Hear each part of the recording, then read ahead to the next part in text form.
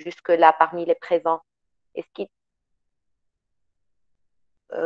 donc jusque-là, il n'y a pas d'étudiants qui ont eu cours avec moi. Donc j'enseigne tout ce qui est gestion de projet, environnement de l'entreprise et analyse et décision financière. D'accord?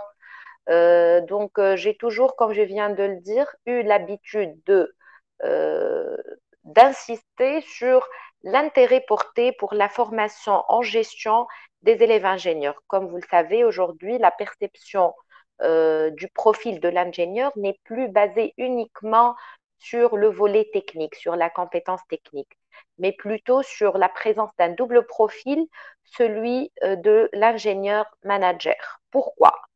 Ou peut-être de l'ingénieur entrepreneur, donc plus que ça. Euh, Principalement parce que pour deux raisons en fait. La première raison, c'est qu'aujourd'hui, on est de plus en plus marqué à l'échelle mondiale par le problème de chômage, donc, comme vous le savez. Donc, c'est une occasion pour que les jeunes ingénieurs pensent à lancer leur propre affaire, à créer de l'emploi, donc participer indirectement à résoudre ce problème de chômage. Donc, c'est la raison pour laquelle on aimerait bien les initier pour qu'ils se rapprochent au maximum du monde de la gestion, du monde de l'entreprise dans laquelle ils vont exercer, etc.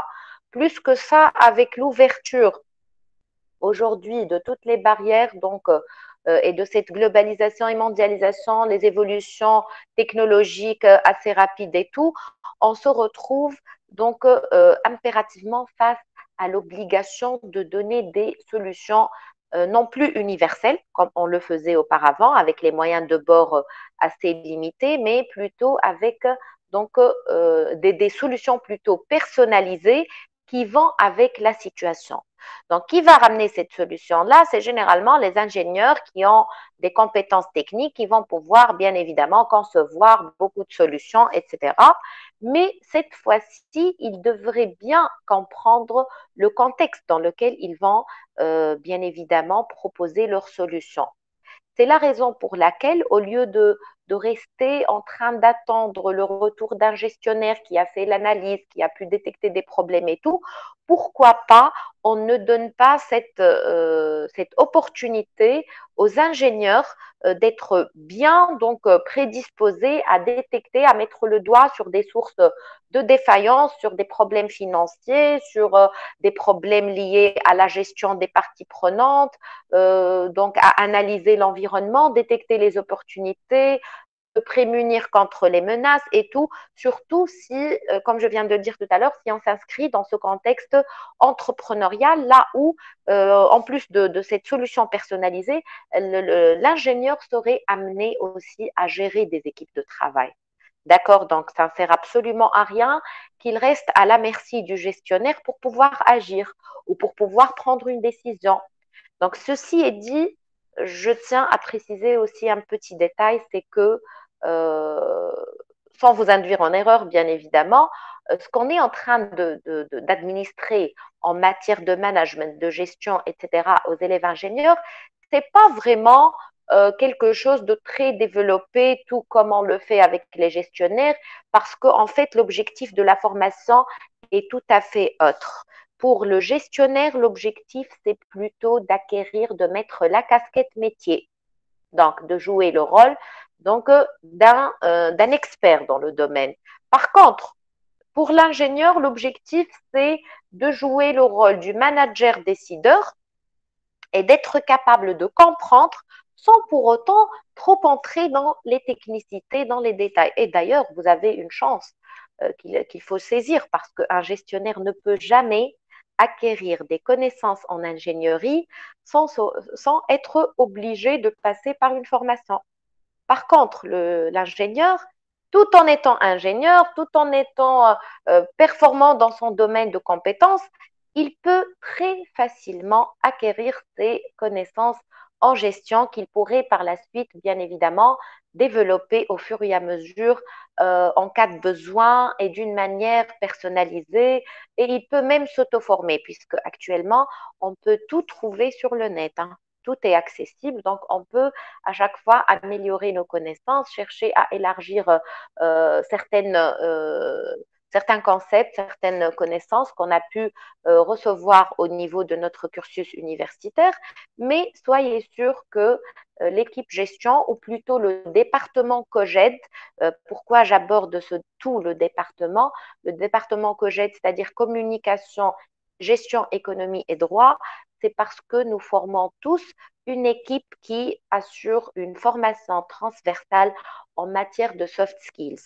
En fait, sur quoi on est en train de veiller et quelle complémentarité on est censé bien évidemment garantir à nos étudiants, c'est que on cherche à lui donner ce profil étoffé. Parce que regardez, si on suppose qu'aujourd'hui vous êtes en train de chercher un boulot, et que voilà, vous avez détecté une offre d'emploi là où il y a 3 postes vacants pour des ingénieurs. Certainement, vous allez déposer votre dossier tout en ayant la tête bien haute. Vous êtes ingénieur, vous êtes compétent, vous partez d'une école de renommée, etc. Mais faites attention, pour ces 3 postes, on peut voir 300 CV, 300 dossiers qui sont déposés.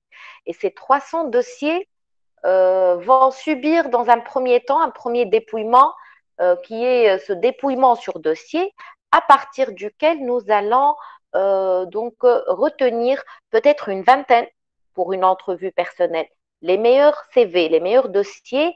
Et donc, on va trouver quoi dans ces dossiers pour pouvoir sélectionner ces 20 dossiers? Qui peut me dire sur quoi on s'est basé pour sélectionner ces 20 dossiers parmi 200 ou 300 candidatures? Qu'est-ce qui est visible via ces dossiers-là? Hmm? Les compétences, tout à fait. Ce qui est réellement visible sur les dossiers de candidature, c'est uniquement le domaine de spécialité. C'est les compétences que nous détenons via, bien évidemment, l'intitulé de nos diplômes, les établissements d'origine et tout. Donc, ces vingtaines de personnes vont passer devant des membres de jury le jour J pour une entrevue personnelle. Et bien évidemment, comme je viens de le préciser tout à l'heure, donc il y a 3 postes uniquement. Comment les membres de jury vont-ils sélectionner ces 3 personnes parmi une vingtaine d'élites? Je dis bien élite en termes de profil technique, en termes de compétences techniques, ils ont sélectionné les 20 élites. Qu'est-ce qui va faire la différence d'après vous entre ces 20 dossiers pour pouvoir arrêter une décision quant au recrutement de 3 personnes? Qui peut me dire hein? Je vous écoute. Hmm? Est-ce que vous êtes là, s'il vous plaît? Hmm? Leur parcours professionnel, ce que l'on fait. Non, bon, on va supposer, Ashraf, que là, on est encore néophyte. On vient d'être diplômé, tout à fait. Donc, je suis en train de voir vos interventions via la boîte de messagerie. C'est pas grave, vous pouvez prendre la parole, bien évidemment. Donc, je vois les compétences, les connaissances, les compétences non techniques, les soft skills, tout à fait. C'est les compétences non techniques et les soft skills. C'est la raison pour laquelle on insiste davantage au sein de notre établissement sur un niveau B2 en langue française et anglaise, en communication d'une manière générale, parce que ça nous offrira certainement via toutes les formations, les ateliers, les challenges que vous avez auxquels vous avez assisté, d'avoir et d'acquérir cette présence, cette capacité communicationnelle, aussi bien verbale que non verbale, la confiance en soi, une bonne plaidoirie, etc., mener un bon discours, intervenir dans une solution problème et tout. Et bien évidemment, même dans les modules de gestion, on est en train de vous donner ce plus qui vous permettra de parler un langage commun avec vos collaborateurs le jour J. Parce que les membres de jury, c'est vrai qu'ils peuvent poser des questions techniques de par votre profil, de par votre diplôme et qualification, mais au-delà de ça, il y a plusieurs situations là où on vous met dans une situation problème et on vous demande votre avis par rapport à ça, ou est-ce que vous êtes censé faire le jour où vous allez vous retrouver face à telle ou telle situation. Et donc, c'est ainsi qu'ils vont faire la différence entre les différents profils. Et c'est une chose qui a fait que tout au long des années, nous sommes en train de veiller et nous sommes en train de travailler sur l'assurance d'une ce qu'on appelle une amélioration, une démarche d'amélioration continue du contenu de la formation. On essaie de créer une certaine complémentarité. je je m'excuse, une certaine complémentarité aussi bien entre les modules de gestion qu'avec les collègues de la communication. Donc, les thématiques abordées à chaque fois sont des thématiques d'actualité qui sont en harmonie et en synchronisation avec les besoins du marché et tout. Et comme ça, nous sommes en train de vous préparer. Je sais que c'est peut-être insuffisant selon le volume horaire qu'on est en train d'occuper dans vos plans d'études, mais on fait de notre mieux pour vous donner cette trame de fond qui vous servira comme support pour que vous puissiez bien évidemment s'affirmer le jour où vous allez entamer votre carrière professionnelle. Donc l'année dernière, le panier était intitulé donc management de l'entreprise, au niveau duquel vous avez eu un cours d'environnement et un cours d'analyse financière. Ces deux-là vous ont permis de consolider des acquis d'apprentissage au service et au profit du panier de cette année, de l'unité d'enseignement de cette année, au niveau de laquelle il y a bien évidemment le module innovation et entrepreneuriat et le module gestion de projet et bien évidemment un module intitulé droit de la propriété intellectuelle qui pourrait énormément vous intéresser, bien évidemment. Et donc, là, j'insiste sur la complémentarité, surtout entre le module gestion de projet et le module innovation et entrepreneuriat, dans la mesure où un acte entrepreneurial est considéré comme étant un projet à part entière. D'ailleurs, c'est le projet le plus complexe qui puisse être abordé et qui puisse être accompagné. D'accord. Bien évidemment, vous allez voir qu'un projet, ça peut même être le lancement d'un nouveau produit ou d'un nouveau service ou l'organisation d'un événement et tout. Mais l'acte entrepreneurial s'avère vraiment s'avère vraiment un projet à part entière, là où on est censé réfléchir à plusieurs domaines de management, plusieurs domaines de connaissances, sans lesquels nous n'allons pas vraiment pouvoir réussir notre concrétisation du projet ou du livrable du projet. Donc, même si au niveau de ce module de l'innovation et entrepreneuriat, vous êtes en train de travailler plutôt sur des idées innovantes, nous, à notre niveau, pour le module gestion de projet, on n'est pas obligé de le faire parce que l'objectif du cours, c'est pas de traiter des idées innovantes et analyser leur faisabilité via donc un business model, etc. Mais c'est plutôt comment acquérir les méthodologies, les procédures, les techniques adéquates pour étudier et pour accompagner la concrétisation d'un projet. Donc, peu importe l'idée, le plus important, c'est que vous arrivez à maîtriser les méthodologies et les procédures appliquées à n'importe quel projet, qu'il soit innovant ou pas. Malheureusement, pour cette période assez critique à cause de la crise sanitaire du Covid-19, on s'est retrouvé incapable à côté de l'examen écrit de fin de période, on n'a pas vraiment trouvé le moyen et la possibilité de vous accompagner sur un projet que vous choisissez vous-même. D'habitude, c'est ce qu'on faisait tout au long de la période. Les étudiants choisissent un projet par groupe, bien évidemment, sur lequel, au fur et à mesure qu'on avance dans le cours, ils appliquent la démarche théorique à leur cas en vue de ressortir une étude de projet toute faite. Mais vu qu'on est la plupart du temps sur des séances en FAD et qu'on ne peut pas utiliser les 3 heures en totalité sur Google Meet pour pouvoir bien évidemment garder une petite plage horaire pour cet accompagnement-là et tout, on va se contenter d'une partie pratique qui est très importante en management de projet, qui est la partie planification et séquencement, détermination des dates clés, etc., sans pour autant trouver le moyen et le temps nécessaire pour faire des projets et des présentations qui formaient auparavant la note de contrôle continu. Ceci nous a fait penser en fait à organiser des ateliers en dehors des séances de cours, peut-être qui commenceront le second semestre, une fois nous aurons une bonne population à tester ou à mettre comment dire, en compétition, bien évidemment, sur des projets. Nous vous donnerons le choix pour ceux qui sont désireux de présenter des idées de projets auxquels ils appliqueront tout ce qu'on va acquérir comme cheminement, comme fil conducteur théorique en management de projet au niveau de ces ateliers-là. D'accord? Donc, on va vous mettre informé via des mails, on va vous inviter à participer à bien évidemment, ces ateliers-là. D'accord? C'est dans une logique de compléter, bien évidemment, ce qu'on va aborder, surtout ce qu'on va aborder théoriquement. Ceci n'exclut pas que nous avons prévu des activités par séance qui nous permettront, via une évaluation formative et non pas sommative, c'est-à-dire d'une manière non notée, mais qui nous permettront de consolider tous les acquis d'apprentissage qu'on a pu acquérir en théorie. Donc voilà, j'ai donné un tout petit aperçu sur la formation en gestion d'une manière générale et spécifiquement pour le management de projet.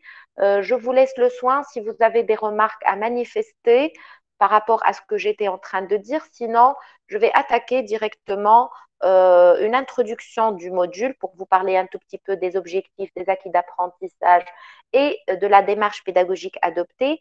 Puis, on passera au contenu de notre première séance. À vous la parole qui veut donc poser une question ou manifester une remarque. Allez-y, s'il vous plaît, je vous écoute.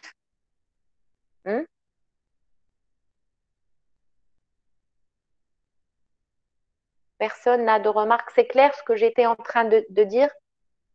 Ok, parfait. Ashraf, donc je vais commencer par présenter, comme je viens de le dire, vous présenter notre introduction au niveau de laquelle je vais mettre le point sur toutes les parties qui vont être abordées au niveau de notre cours pour cette période de formation. Bon, juste une petite précision que j'aimerais bien faire. Pour le planning de cette année, suite donc à ce problème, donc à cette crise sanitaire, on s'est retrouvé parfois avec une planification des modules périodiques sur 6 semaines et tantôt sur 7 semaines. C'est la raison pour laquelle nous avons organisé notre cours et planifié notre cours sur 6 séances. Votre 7e séance, puisque les examens ont été reportés à la fin du semestre, votre 7e séance serait réservée à une révision. Peut-être que je vais l'intégrer au milieu de la période, cette révision, après avoir terminé la partie pratique qui est très intéressante et qui formera les 2 tiers de la note et qui sera l'objet de l'évaluation des 2 tiers de la note de l'examen. Je vais consacrer la 4e séance pour une révision et des exercices, c'est-à-dire le fait de traiter des examens antérieurs pour vous donner la chance de s'entraîner davantage. Et puis, nous allons par la suite compléter notre cours. Donc, on va voir ensemble les objectifs, les acquis d'apprentissage, le déroulement par séance, l'évaluation et les méthodes pédagogiques. Donc, les objectifs sont les suivants. Donc, on doit être capable de définir les notions de base relatives au domaine de la gestion de projet ou du management de projet. On va identifier tous les groupes de processus en management de projet. Comme vous le savez, de par sa définition, le terme processus signifie un enchaînement de tâches. Ce n'est pas une tâche ponctuelle, mais c'est plutôt un enchaînement de tâches qui ont des inputs qui, à la fin du processus, seront transformés en output. Donc, nous allons voir quels sont les différents groupes de processus que nous pouvons voir au niveau de tout management de projet. Nous allons identifier tous les 10 domaines de connaissance du management de projet selon un référentiel. Et là, j'ouvre la parenthèse pour vous dire que la gestion de projet, c'est un domaine de connaissance qui est abordé de par le monde. Donc, on peut trouver des référentiels européens comme on peut trouver des référentiels américains.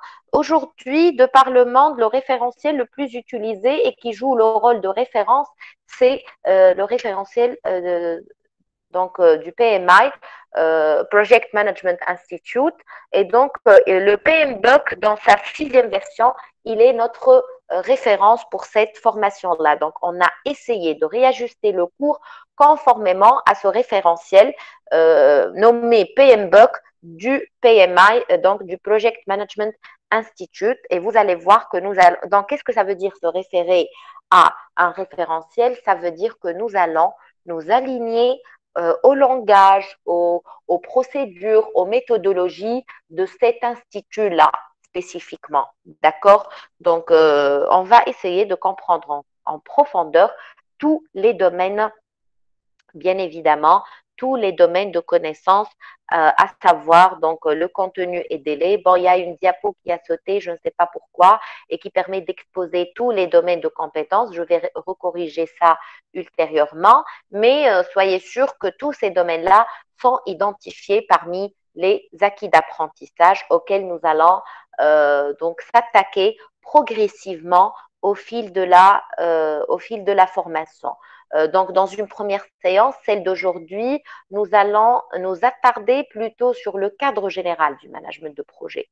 Qu'est-ce que c'est que le management de projet? D'accord? Donc, c'est notre première séance au niveau de laquelle nous allons voir principalement 4 concepts clés ou 4 acquis d'apprentissage pour commencer, à partir de la 2e séance, à attaquer les différents domaines de connaissances en les répertoriant par séance. Donc, la prochaine séance, il y aura 3 domaines. Bien évidemment, ces domaines-là, on ne va pas les voir tous avec la même ampleur. Parfois, il y a des domaines dans lesquels nous allons nous attarder plus que d'autres, dans lesquels nous allons aller plus en profondeur vers des détails plus que d'autres, mais c'est parce qu'on n'a pas assez de temps vraiment. Tabler sur un cours de 18 heures, c'est pas donné pour aborder la totalité des domaines de connaissances. Donc, j'aimerais bien spécifier ce qu'on entend dire par domaine de connaissances. Pourquoi domaine de connaissances? Pourquoi appelle-t-on ces domaines-là comme étant des domaines de connaissances? Parce que par les projets, ne doit pas se faire en dehors de ces domaines de connaissances-là. Si on ne traite pas la manière avec laquelle nous allons manager le contenu, le coût, les délais, les parties prenantes, les ressources, le risque, la qualité, la communication, nous n'allons pas nous en sortir. Nous n'allons pas pouvoir vraiment mener à bonne fin notre projet. C'est la raison pour laquelle nous sommes dans l'obligation de les répertorier par séance en vue de les attaquer un par un, et comme ça nous allons comprendre la synchronisation et la complémentarité qu'il pourrait avoir entre ces différents managements.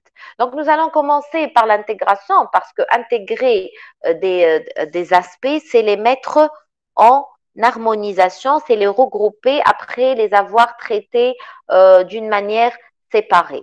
Le contenu, bien évidemment, nous sommes obligés d'attaquer le contenu, de l'identifier. Qu'est-ce que le contenu du projet, etc. On doit parler tout de même approvisionnement. Comment peut-on gérer nos approvisionnements avant de commencer la concrétisation? Dans une 2e séance, nous allons attaquer la partie planification. Et plus précisément, on va commencer par les délais. Qu'est-ce qu'on entend dire par délai? Bien évidemment, je ne peux estimer les délais que si j'ai estimé et j'ai identifié les durées des activités prédéfinies au niveau du contenu. Vous allez voir il y a un certain fil conducteur, parce que je ne peux pas parler de délai si je n'ai pas identifié et spécifié tous les détails du contenu. De quel délai je parle sinon? Je dois comprendre le contenu en profondeur pour pouvoir faire une estimation des délais par la suite. Bien évidemment, cette partie-là, c'est une partie un peu pratique, là où il y aura des mises en situation, des calculs, des schématisations, etc. Et donc, elle va s'étaler sur 2 séances.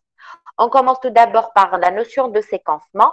Comment peut-on séquencer et identifier les activités, estimer leur durée, pour pouvoir par la suite parler parler dates clés, calcul de dates clés, détermination des tâches critiques, etc. C'est pas grave si vous ne parvenez pas actuellement à retenir toutes les notions que je suis en train de prononcer, mais soyez sûr qu'on va y revenir là-dessus d'une manière bien approfondie qui vous permettra de ne pas laisser fuir aucune notion non comprise.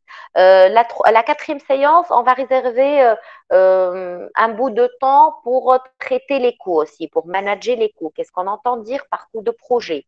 Ça concerne quel aspect exactement? Comment va-t-on facturer cet investissement de projet, etc.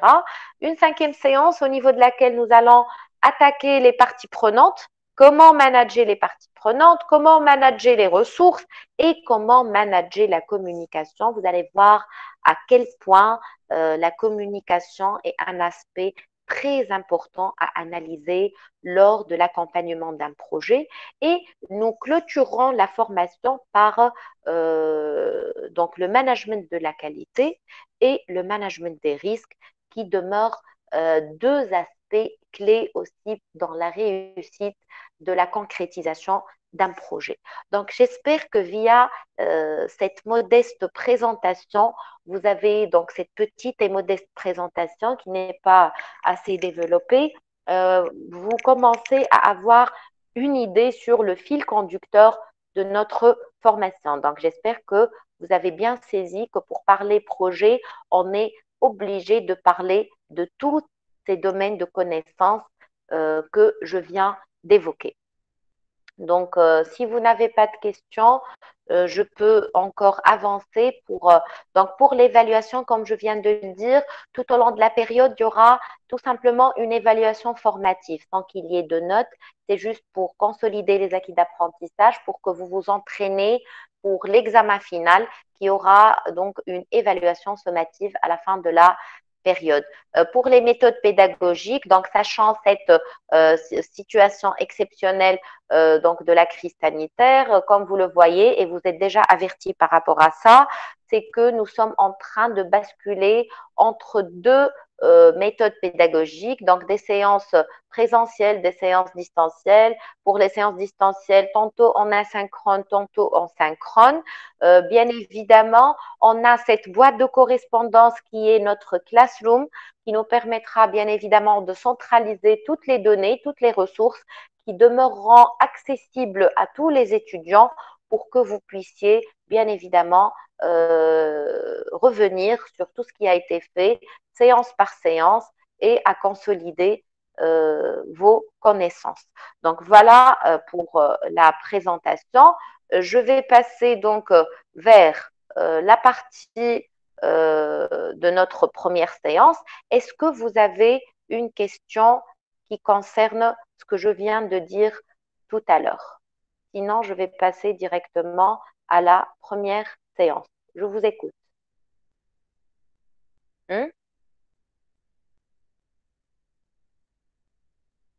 D'accord, donc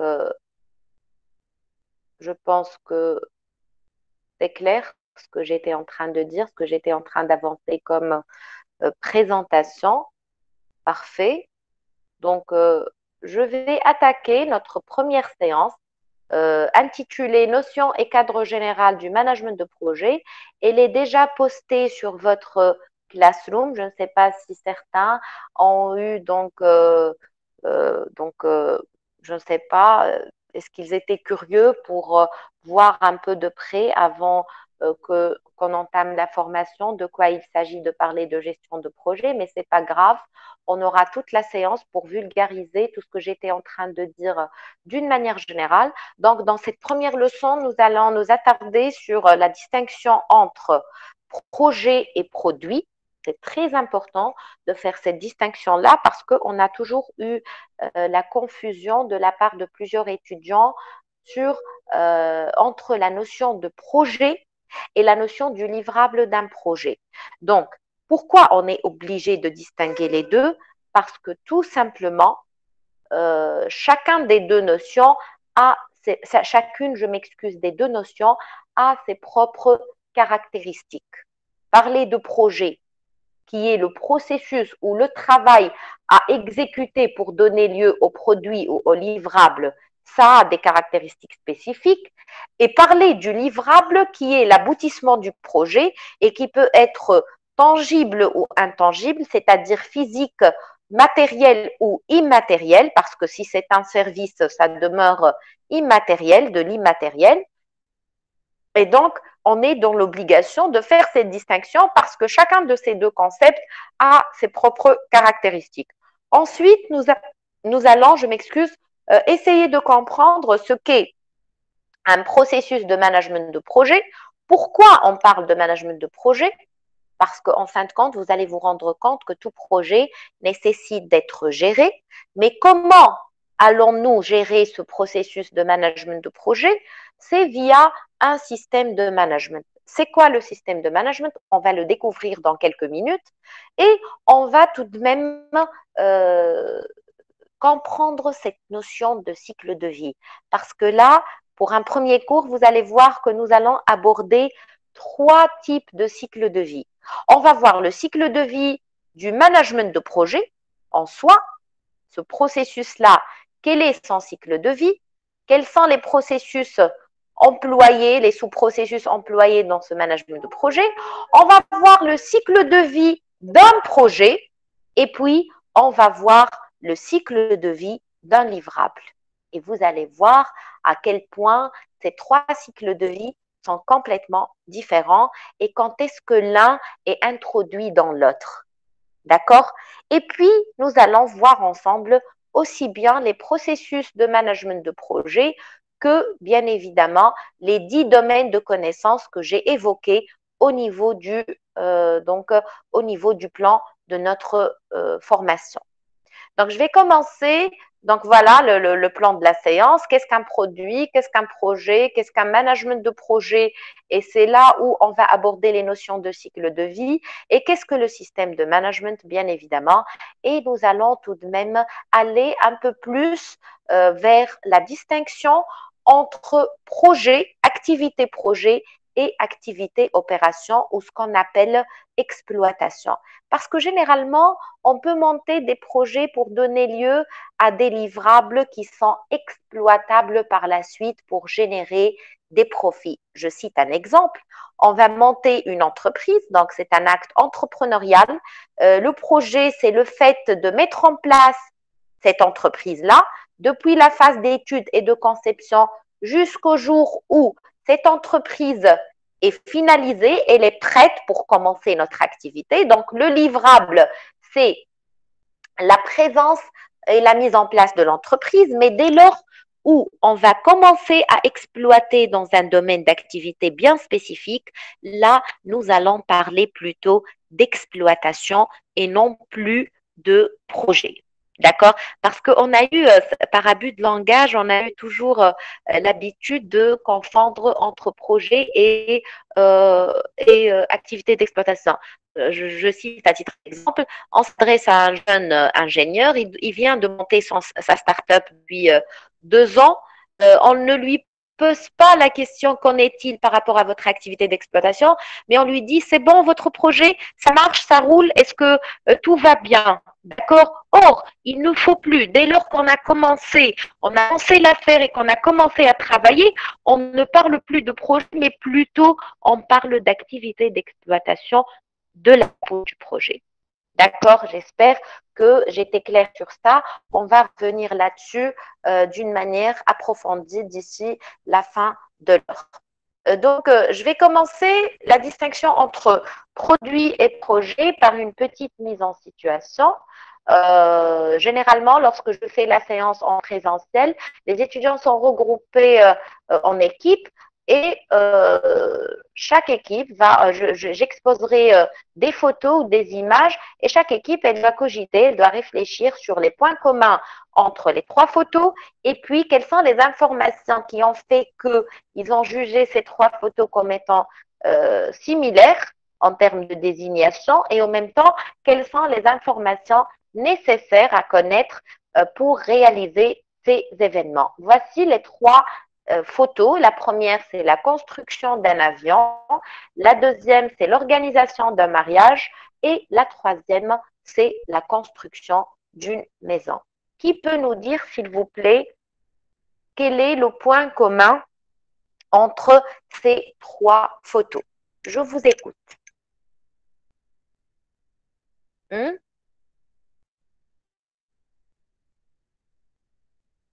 Le point commun entre ces trois photos. Allez-y.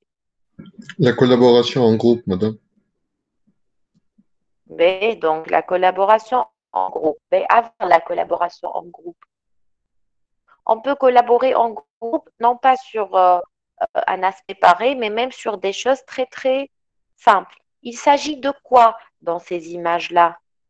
B, vous jugez qu'il y a une obligation de planification. Tout à fait, c'est pas faux du tout, c'est correct, très bien. Les trois photos reflètent une planification, la nécessité d'une planification. D'accord, donc la construction de l'avion nécessite une planification, celle d'une maison aussi, et l'organisation d'un mariage aussi, ça nécessite une planification. Donc, Manuel, tu parles de cérémonie.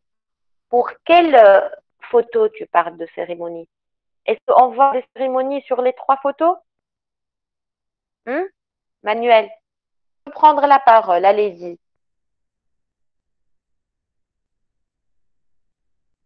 S'il vous plaît, comment peut-on considérer les événements de ces trois photos? Donnez-moi un seul terme, un terme commun. Ce sont des projets, tout à fait. Ashraf, dans trois photos reflètent trois projets, même si ces trois projets sont totalement différents de livrables. Quel est le livrable de la première photo? Le livrable de la première photo. Je vous écoute. Un avion. Et la deuxième?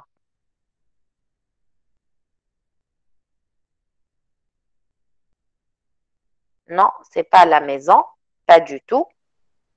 C'est pas la maison. Bravo, Farah. C'est la cérémonie de mariage. Si on parle d'organisation d'un mariage, faites attention, il ne faut pas confondre l'organisation d'une cérémonie de mariage avec l'exploitation par la suite de cette union de deux personnes après cette cérémonie pour former une famille, pour avoir des enfants, pour vivre heureux, pour faire une maison, etc., etc. Parce que là, c'est un projet de vie qui n'a rien à voir avec la simple organisation d'un mariage. D'accord? Donc là, on parle plutôt d'une cérémonie de mariage et non pas du fait que on va unir deux personnes sur une durée. Donc par la suite, après cette cérémonie de mariage, ces deux personnes vont être unies sous le même toit. Donc c'est comme, je ne veux pas dire, je ne veux pas prononcer ce terme-là, c'est pas exactement ça, le fait d'exploiter donc le livrable de ce mariage parce que c'est un projet un peu donc atypique, c'est pas un projet professionnel ou autre. Donc ce qui suit la cérémonie de mariage, c'est ce que vous êtes en train d'évoquer, le fait d'avoir une maison, le fait d'avoir des enfants, etc. Donc là, on parle tout court de l'organisation d'une cérémonie de mariage, comme a dit donc Farah.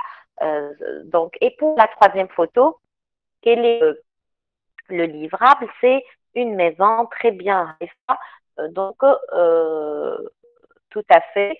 Donc, comme vous le voyez, on est en train de distinguer progressivement entre le projet et le livrable du projet. C'est le projet de la construction de l'avion. Puisque on a dit que le livrable de la première photo, c'est l'avion.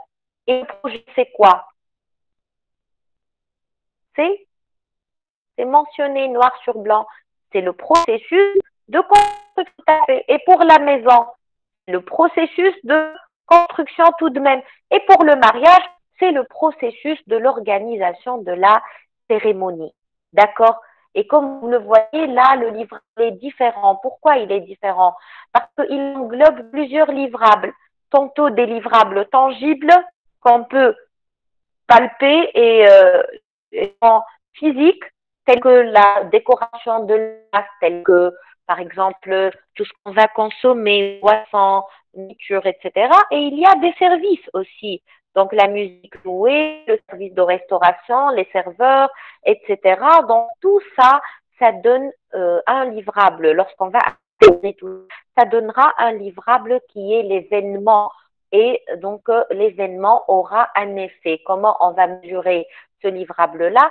Par l'effet, par l'ambiance. Est-ce que c'est une belle ambiance et un bon effet ou plutôt c'est quelque chose de très fade?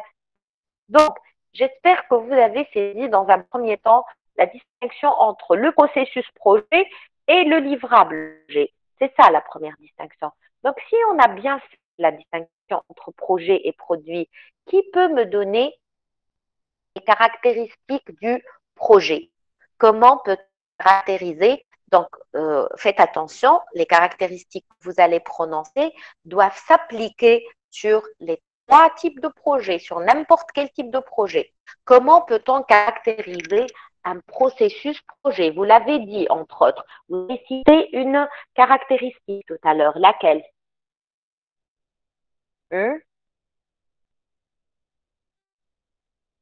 Vous avez cité l'une des... Tout à fait. Tout projet nécessite d'être organisé en étapes ou planifié. Tout à fait. Donc, j'accepte l'organisation, j'accepte la planification, la collaboration, bon, moins, mais principalement, tous les projets doivent être organisés et planifiés en étapes. Bravo. Une autre caractéristique. Tout projet a un, non, tu parles de budget là, Ashraf, avant le budget. Tout à fait, le but, ou plutôt une durée de vie, bravo, il est temporaire. Est-ce qu'on peut laisser traîner un projet? Un projet doit être temporaire. Il a une date de début et il a une date de fin.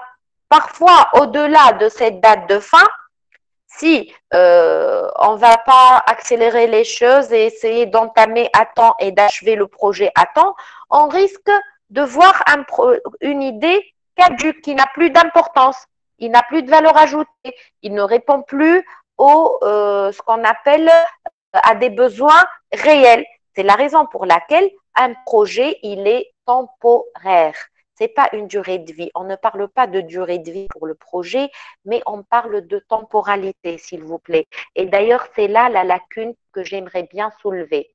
Un processus projet n'a pas une durée de vie, mais plutôt une temporalité. Il y a une petite différence entre les deux. Ça veut dire qu'il est temporaire. Il ne doit pas durer longtemps. Il doit être planifié conformément à des contraintes. Parfois, au-delà d'un certain délai, le projet n'a plus d'importance. D'accord? Et tout projet, j'ai vu tout à l'heure l'intervention, tout projet a un but, ou plutôt moi je préfère le terme, il a un livrable. Parce que comment je vais mesurer l'objectif du projet? C'est par quelque chose qui permet de le mesurer. C'est le livrable. Le livrable, ça peut être un produit, un service, ou un résultat, un effet, comme la cérémonie de mariage. D'accord? Et donc là, si on récapitule les caractéristiques du projet, tout projet est temporaire, il a une date de début et une date de fin, au-delà de laquelle il peut devenir sans importance si on le laisse traîner. Tout projet doit être organisé et planifié en étapes et tout projet a un livrable unique. Pourquoi, d'après vous, cette caractéristique d'unicité du livrable? Pourquoi? Pourquoi on parle d'unicité du livrable? On prend par exemple l'exemple de la construction d'une maison. C'est vrai, on voit tout le temps des maisons qui sont en train d'être construites, oui ou non?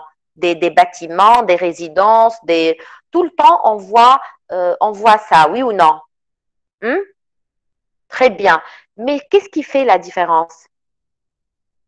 Ben, entre autres, il y a une conformité par rapport au cahier de charge. Tout à fait, monsieur. Mais spécifiquement, citez-moi des éléments qui figurent dans le cahier de charge, tout à fait, pour satisfaire les besoins du client, le contrat. Il y a toujours une demande à respecter, tout à fait, très bien. Donc là, c'est comme si on est en train de parler un peu attente du client, emplacement, caractéristiques, standing s'il s'agit d'une maison, tout à fait, les prérequis, les méthodes utilisées, etc. Donc, tout ça fait du livrable quelque chose de unique. Tout à fait, la conception, elle peut différer d'un livrable à un autre. Parfois, on peut être face à un livrable basique et parfois, on cherche un livrable sophistiqué. Si on prend par exemple le cas de l'organisation d'un mariage, est-ce que c'est la même chose d'organiser un mariage dans le jardin de la maison ou un mariage au bord d'un navire, en plein océan? Est-ce que c'est le même type d'organisation? L'intitulé du projet, il est le même. On va organiser un mariage. Mais la différence, c'est en termes de spécificité qui figure aussi bien dans le cahier de charge ou dans le contrat ou selon les attentes. S'il s'agit d'un projet de vie, bien sûr, on ne va pas signer un contrat et tout. Un projet privé, je veux dire, ce n'est pas un projet professionnel. Donc là, c'est ce qui fait l'unicité du livrable de projet. Maintenant, on a compris les 3 caractéristiques du projet qui peut nous donner les caractéristiques du livrable. Et donc là, il y a une caractéristique que vous avez citée qui va avec le produit et non pas avec le projet. Oui, ça y est, unique, c'est le livrable du projet qui est unique. Mais oui, c'est le produit. Mais on doit, non, pas tout le temps. Il peut ne pas être innovant, Mohamed. Ashraf, il peut ne pas être innovant, le livrable. D'accord? حتى محمد باهي بها يا أشرف. Hein? Et نقريت الكلمة الأولى خاطر déjà je suis concentrée sur mon discours. Donc le premier mot qui paraît, je le lis directement. باهي ما يسالش. OK. Donc, s'il vous plaît, dites-moi comment peut-on... Tout à l'heure, vous avez parlé de durée de vie, oui ou non? La durée de vie, par contre, elle est conforme à un produit et non pas à un projet. D'accord? On parle d'une durée de vie du livrable.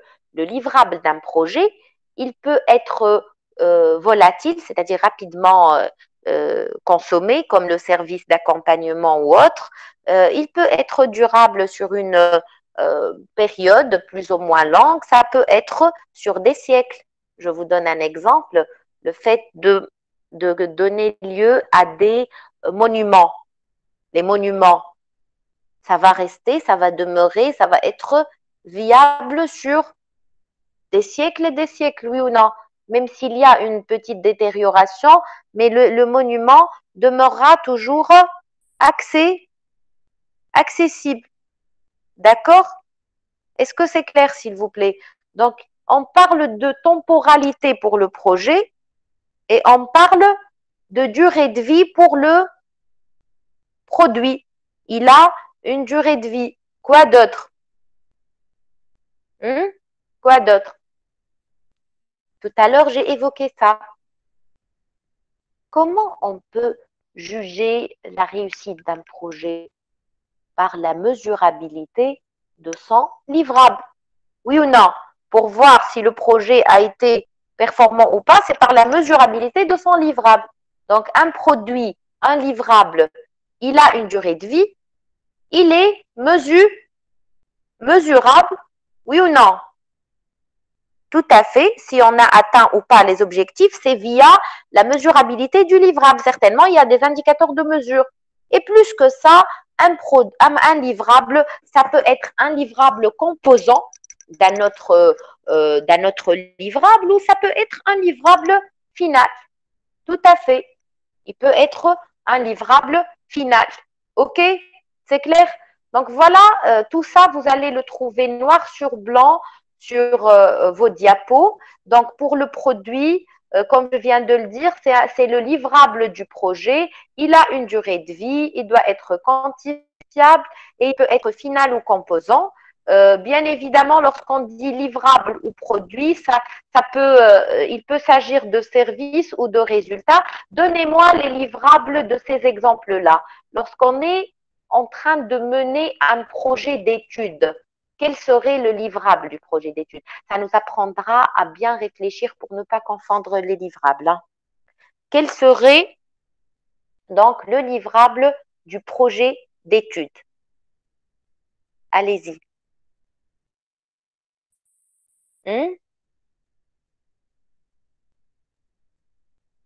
Tout à fait, c'est un document. C'est mieux que deux dossiers. Hein. C'est un document, pas nécessairement PDF, Haïfa. D'accord? Ça peut ne pas être un document PDF, ça peut être un document numérique, ça peut être un classeur physique, sous format papier, etc. Mais disons, c'est un document d'une manière générale, tout à fait, très bien.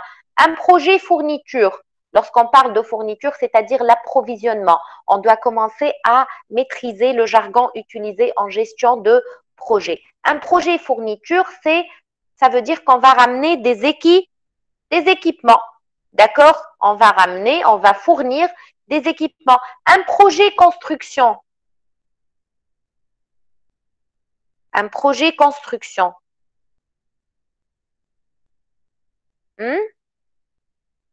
Non, c'est pas un équipement. Tu vas construire un équipement, c'est un montage, très bien. C'est le fait qu'il y ait un montage achevé de n'importe quel édifice. Ça peut être une maison, une boutique, un immeuble, etc., une tour. Projet de formation. Un projet de formation. Quel est le livrable d'une formation? C'est un niveau de connaissance. Et donc là, c'est quelque chose qui n'est pas comment? Qui n'est pas palpable, qui n'est pas tangible. Donc, il s'agit d'un service. Comment je peux mesurer l'acquisition de ces connaissances? Via quoi je mesure? Non, ce n'est pas le CV. C'est via l'évaluation, tout à fait, via l'évaluation que l'on va pouvoir mesurer le niveau d'atteinte de certains niveaux de connaissances et de compétences. Un projet informatique, il a comme livrable un logiciel et le spectacle, il a comme livrable quoi? C'est comme tout à l'heure la cérémonie de mariage, c'est un effet ou ce qu'on appelle un résultat. Ça peut être un effet positif comme ça peut être un effet négatif. Donc, voilà pour le produit. Pour le projet, maintenant, le projet, donc, c'est une entreprise temporaire parce que ça ne va pas rester éternellement, l'organisation d'un projet. Mais il y a le post-projet. Le post-projet, parfois, c'est l'exploitation du livrable. Donc, le projet, c'est une entreprise temporaire. Elle peut être externe, c'est-à-dire externalisée, contractée auprès d'une entreprise réalisatrice, comme elle peut être intra-organisationnel, d'accord? Qui est décidé dans le but de créer le produit dont on a parlé tout à l'heure. C'est ce livrable-là. Donc, ce projet, c'est le moyen d'organiser des activités qui ne peuvent pas être traitées dans le cadre du fonctionnement normal et habituel de l'organisation. Parce qu'on n'a pas encore réussi à maîtriser le livrable de ce projet-là. Donc, on doit tout d'abord organiser une entreprise temporaire au niveau de laquelle il y a une cascade d'activités non répétitives en vue d'aboutir à la création d'un livrable. Ce livrable-là va par la suite être objet de fonctionnement habituel par son opérationnalisation ou par son exploitation. De quoi résulte le projet? Bien évidemment, le point de départ d'un lancement de projet, ça peut être un besoin, suite à l'analyse stratégique de l'entreprise. Ça peut être une simple idée, ça peut être une obligation suite à un problème. Nous avons été obligés de se lancer dans un projet qui nous permettra de résoudre ce problème-là ou encore une innovation est là pour nous pousser à lancer des projets, par exemple, de mise à niveau d'un projet déjà existant, mais qui n'obéit pas en termes de spécificité technique aux attentes et besoins actuels du consommateur ou du client. Du coup, cette innovation qui existe sur le marché nous a poussé à réorganiser et à revoir la conception de notre produit. Du coup, on était obligé de se lancer dans un nouveau projet en vue de mettre à jour notre produit qui a la même fonctionnalité, la même fonction, mais qui peut présenter des spécificités techniques beaucoup plus avancé et beaucoup plus sophistiqué et à la page. Donc, comme je viens de le dire tout à l'heure, tout projet, il est temporaire, élaboré d'une manière progressive et planifiée, comme vous le voyez, et il a un livrable unique. D'accord? Donc, on parle de livrable unique. Donc là, vous allez trouver temporaire, c'est-à-dire qu'il a une date de début et une date de fin. Et pour la fin, est-ce que vous pouvez me répondre, c'est pour quand la fin? Quand est-ce qu'on peut dire que le projet est clôturé? Je vous écoute. Le résultat, c'est-à-dire l'objectif est atteint. Tout à fait. Où?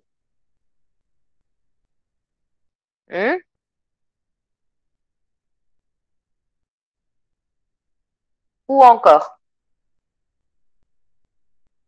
quand le projet est abandonné. Pourquoi un projet est-il abandonné?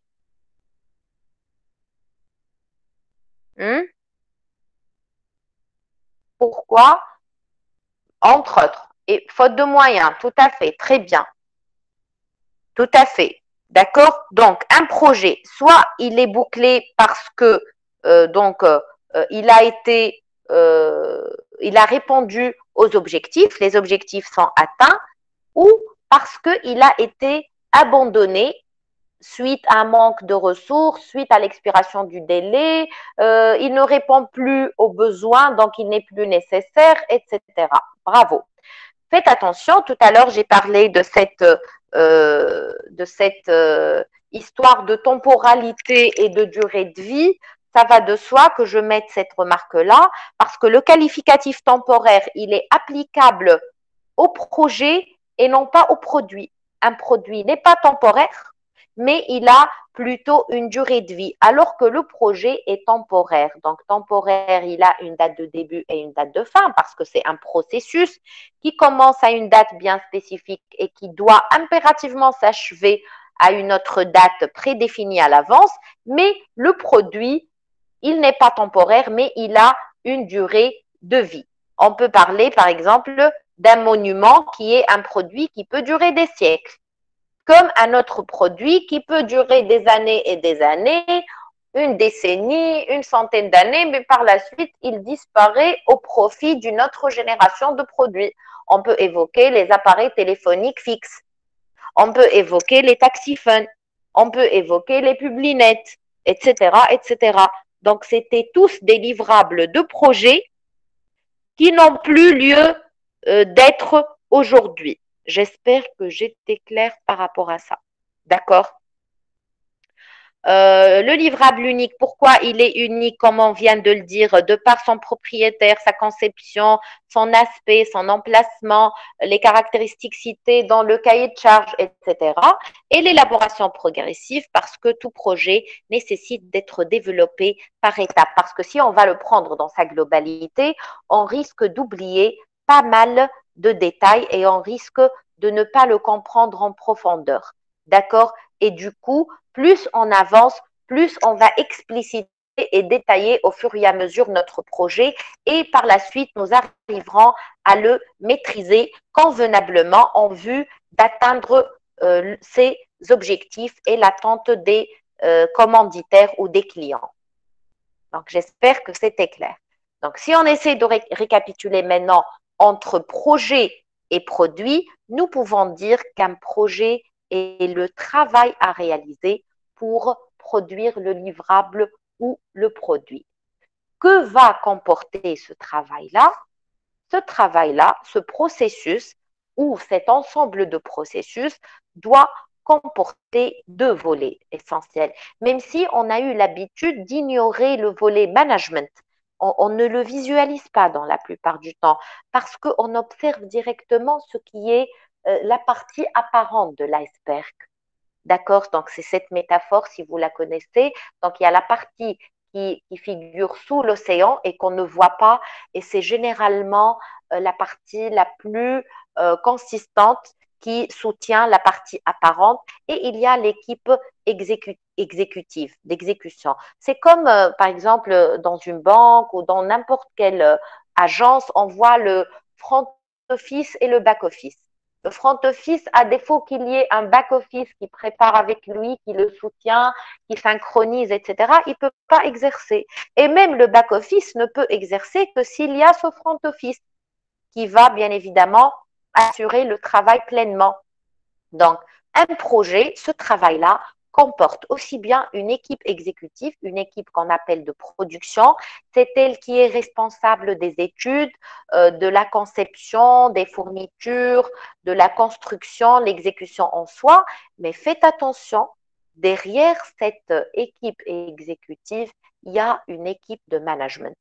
De quoi va-t-elle s'occuper, cette équipe de management?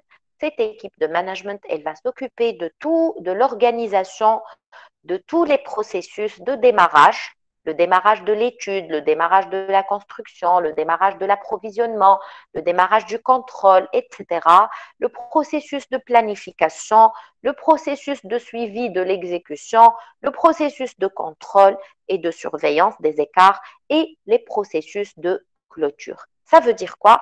Ça veut dire que cette équipe management, elle est là pour assurer le transfert de l'exécution. Donc, ceci est dit, je veux insister sur un détail qui est très important, c'est qu'on ne doit pas avoir en tête que, par exemple, l'une des deux équipes est hiérarchiquement supérieure à l'autre, parce que ça devient vraiment donc erroné et faux de réfléchir de cette manière. J'explique davantage. Je m'explique par rapport à ça. Pourquoi il ne faut pas juger, par exemple, que l'équipe management est supérieure hiérarchiquement à l'équipe production? Parce que l'équipe management ne peut planifier et ne peut suivre l'exécution suivant des normes de qualité et des normes exigées. Elle ne peut contrôler et suivre les écarts que si elle a eu une trame de fond, des spécifications techniques, des études, etc., qui lui ont été communiquées par l'équipe exécution et qui formeront sa base de référence et de standardisation du travail. Donc, il y a un mouvement bilatéral entre l'équipe production et l'équipe management. Les deux fonctionnent en concertation. Il faut qu'il y ait une synchronisation. Chacune alimente l'autre. Il n'y a pas un échange dans un seul sens.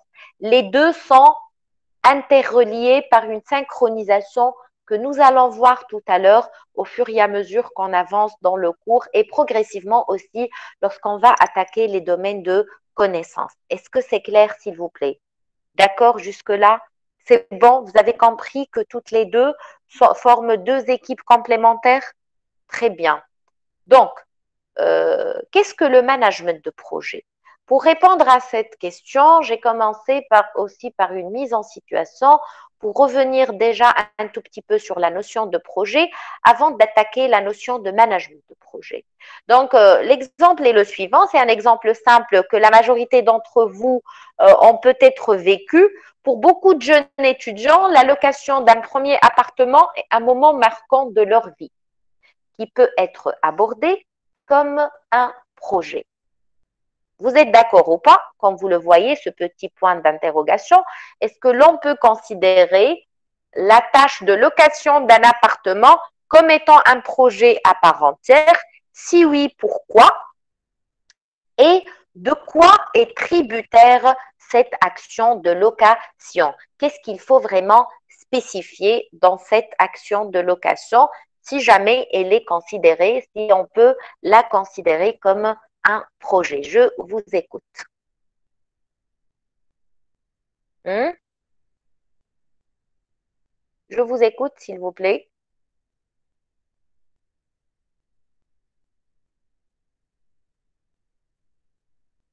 Une nouvelle. Bon, est-ce que la réponse qui est mentionnée, c'est par rapport à cette question, une nouvelle prise de responsabilité? D'accord. B, H. Mais j'aimerais bien tout d'abord avoir une réponse au fait si on peut ou pas considérer l'allocation comme étant un projet, oui ou non, avant de me dire que c'est une prise de responsabilité. Parce que même pour faire une simple action, ça peut nécessiter une prise de responsabilité sans qu'il s'agisse bien d'un projet. Donc, Si c'est un projet, qu'est-ce qui vous a fait dire qu'on peut le considérer comme un projet? Quels sont les éléments sur lesquels on peut se baser pour caractériser l'allocation du projet comme étant un projet, à partir de ce qu'on a vu depuis le démarrage de la séance?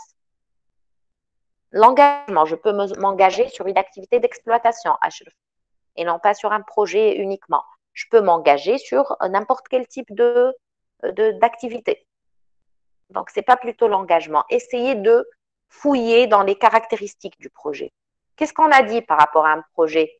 Un projet, ce n'est pas une durée de vie, s'il vous plaît. Il est temporaire. Ce n'est pas en termes de durée de vie, parce que si tu dis une durée de vie, on peut laisser un projet traîner. Donc, il faut choisir les bons termes, s'il vous plaît. La durée de vie, ça concerne le livrable ou le produit et non pas le processus projet. Un projet, il est temporaire. Ça veut dire quoi, temporaire? Il a une date de début et une date de fin en termes de processus. Est-ce que c'est le cas pour cette tâche de location? Quelle est la date de fin de ce projet de location, Ahmed? La date de fin du projet de location. C'est la date choisie pour la fin du contrat ou... Non, Ashraf, non. La fin du contrat, c'est la fin de l'exploitation du livrable, oui ou non? C'est la fin de l'exploitation. Mais quel est le livrable de ce projet si on considère la location comme étant un projet? Quel est son livrable, ce projet-là? Parce que là, je suis en train de voir aussi Haïfa en train de confondre avec l'activité exploitation du livrable. Quel est le livrable, l'output de ce projet de location? C'est le fait de bénéficier de quoi?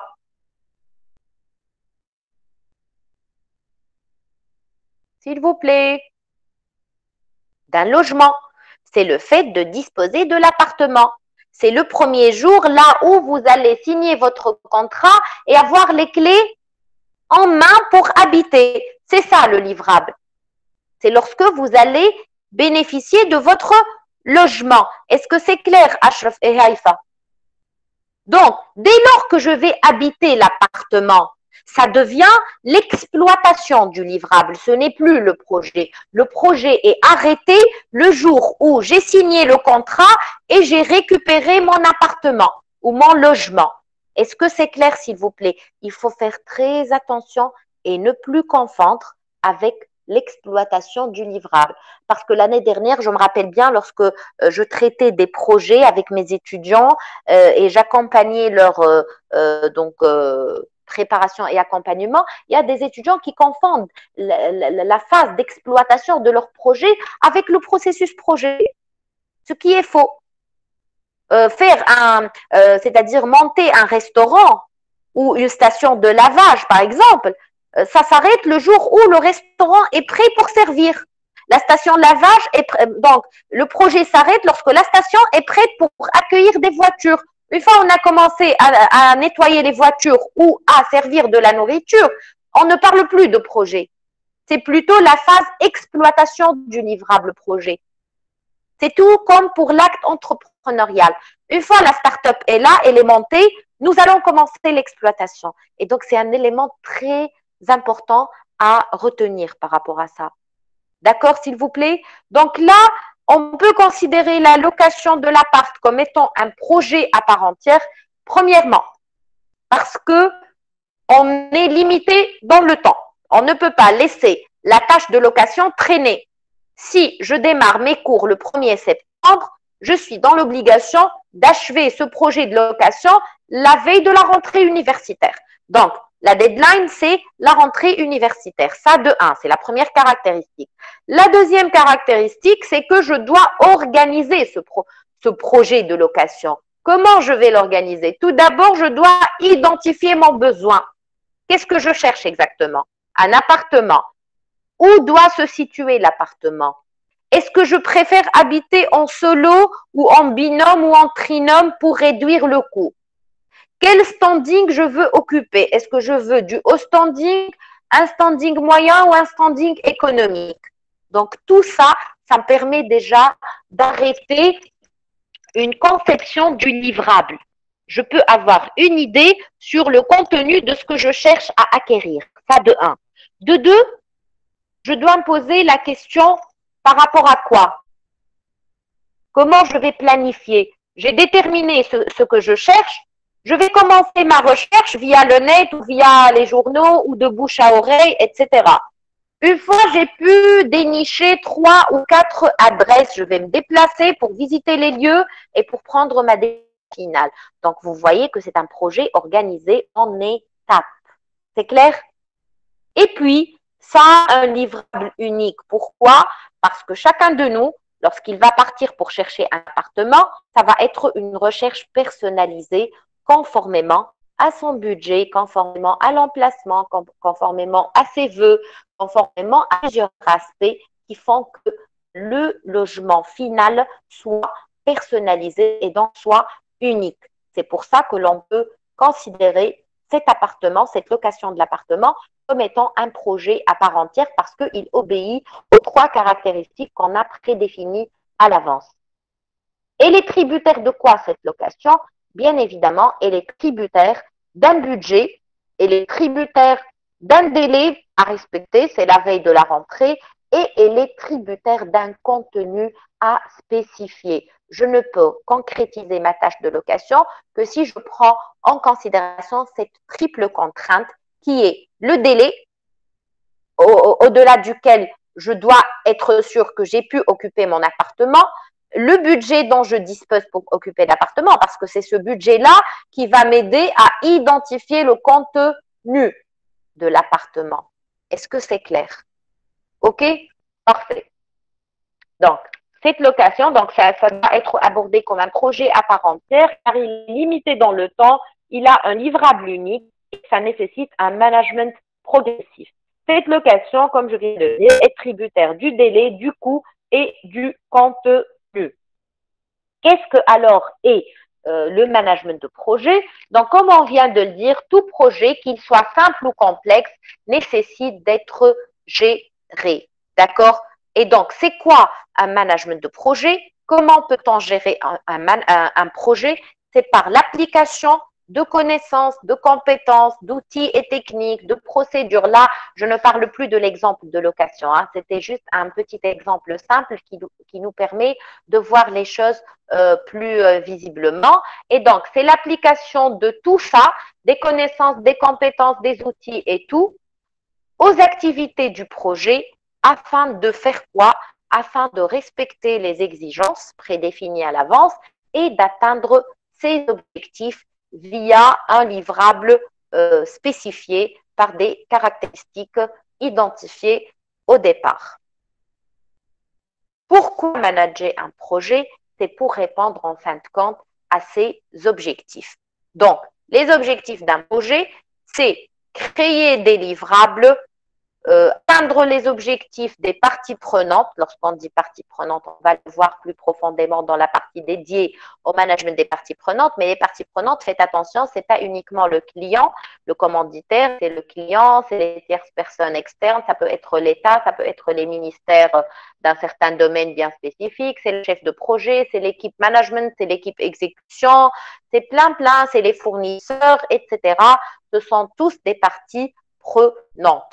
Donc, les objectifs d'un projet en tenant compte de quoi? Sous la triple contrainte de délai, de coût et de contenu.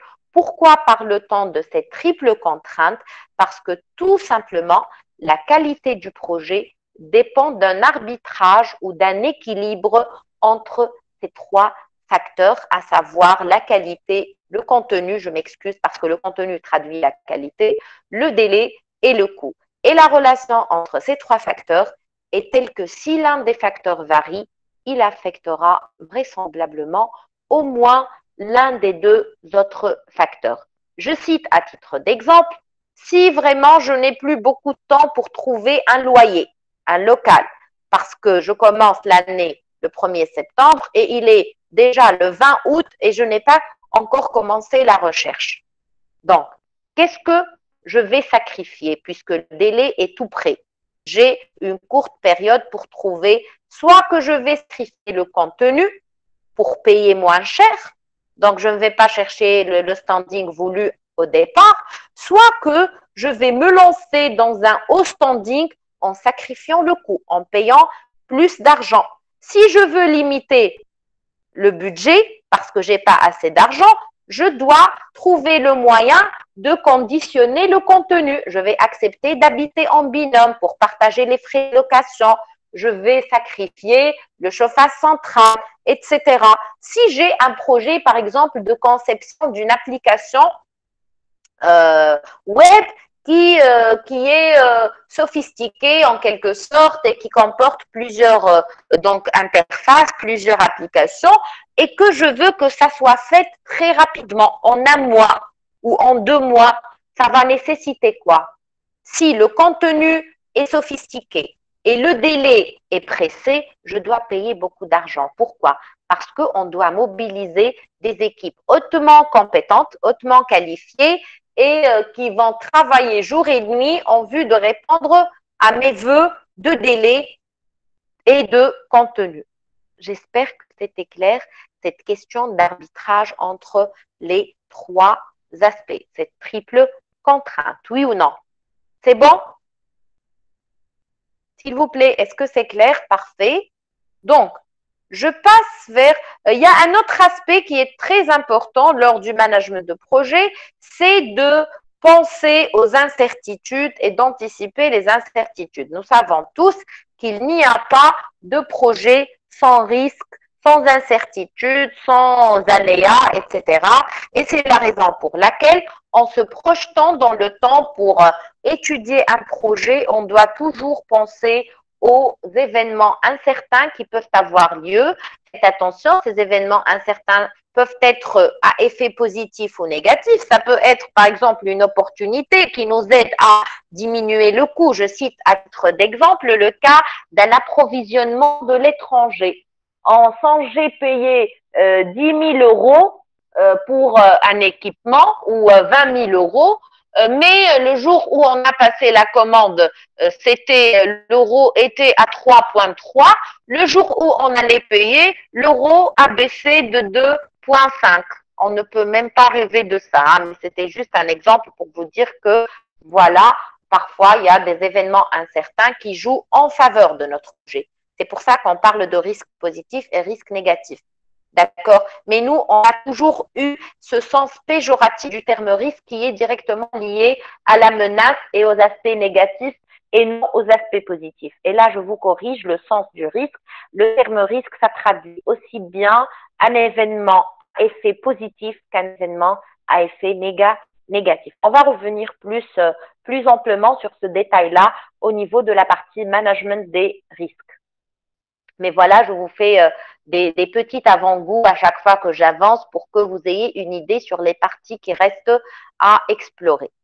Donc, le management de projet, puisqu'on a compris que c'est tout un processus, c'est l'application de techniques, procédures, ressources, etc., en vue d'atteindre des objectifs conformément à des exigences, etc.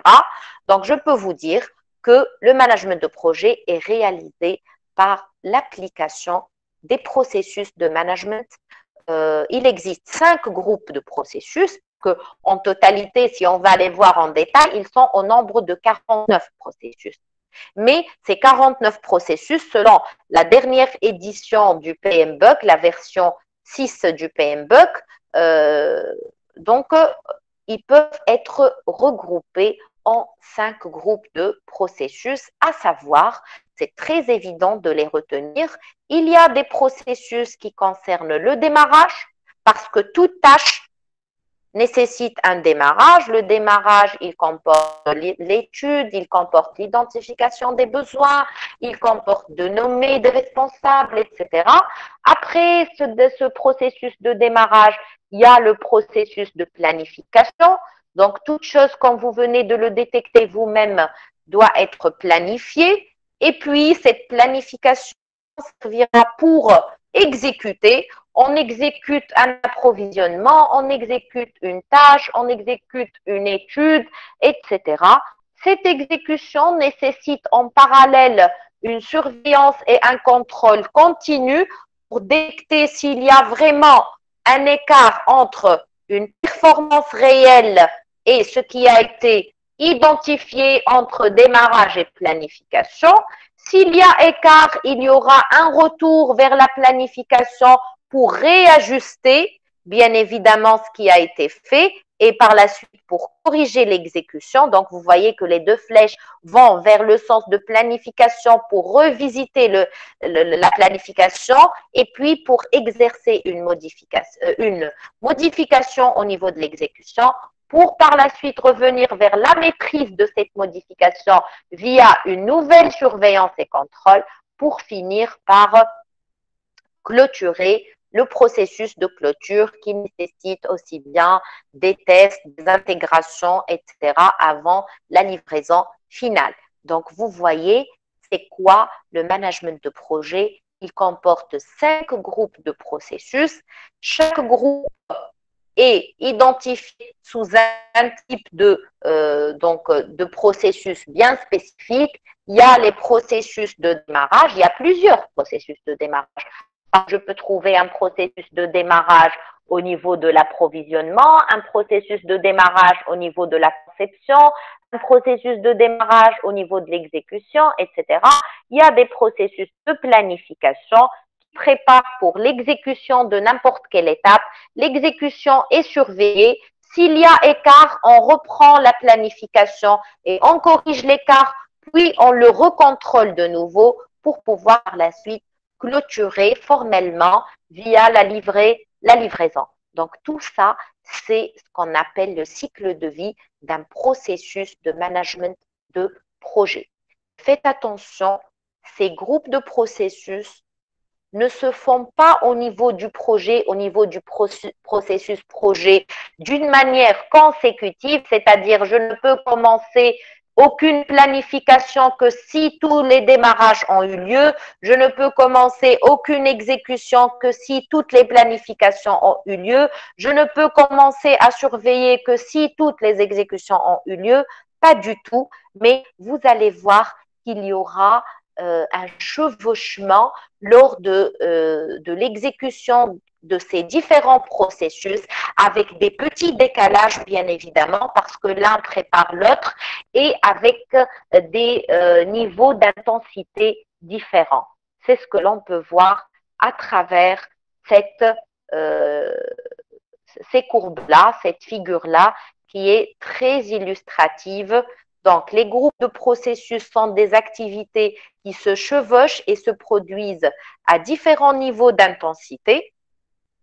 Mais faites attention, durant l'ensemble du projet, comme l'indique la figure, là, nous avons l'axe temps, c'est le cycle de vie du projet depuis son démarrage jusqu'à sa fin. Et là, c'est le niveau d'interaction des processus et d'intensité. Donc, comme vous le voyez, le premier groupe de processus qui se lance, c'est celui du démarrage. Mais une fois on a commencé à identifier des aspects, nous pouvons commencer la planification en parallèle. Nous pouvons aussi commencer le contrôle de la planification pour voir si la planification est conforme à ce qui a été identifié lors du démarrage. Et on avance un tout petit peu, on voit l'exécution qui commence.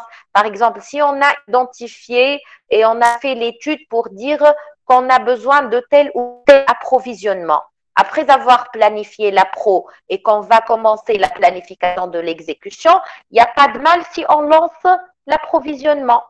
Ensuite, une fois la planification de l'exécution a eu lieu, il n'y a pas de problème de lancer l'exécution réelle du projet. Et plus on avance, donc voilà, lorsque l'exécution commence à trouver fin, c'est que la planification est en train de baisser. Bien sûr, elle continue à l'être parce qu'il y a ce qu'on appelle les processus de surveillance, comme je l'ai montré tout à l'heure, qui sont là pour faire la synchronisation. S'il y a écart entre planification et exécution, on renvoie vers la planification, on corrige, on revient vers l'exécution, puis on revient vers la maîtrise pour pouvoir lancer la clôture progressive de notre livrable, de notre projet. Donc, vous voyez qu'à des intensités et des interactions différentes, ces différents groupes de processus figurent tout au long de la durée de vie d'un projet. Vous allez mieux comprendre ça à chaque fois qu'on va avancer dans notre cours. D'accord? C'est clair, s'il vous plaît? C'est clair? Allô? Très bien. Ben, il est 3 heures moins 5. Vous avez le choix entre enchaîner. Il me reste encore une petite demi-heure ou une vingtaine de minutes peut-être entre une vingtaine et une demi-heure pour clôturer la première séance. Ou si vous voulez avoir une petite pause de 10 minutes, ça ne me dérange pas du tout. Si vous pouvez vous concentrer davantage, je terminerai ce qui reste. Sinon, je vous accorde 10 minutes pour que vous puissiez me suivre dans la suite de ce que je suis en train de présenter. Qu'est-ce que vous préférez? Ashraf préfère qu'on enchaîne. Les autres, j'ai besoin de plus d'avis. Vous êtes une quinzaine de personnes. On continue. Parfait. Donc, je vais m'inscrire dans la continuité. OK.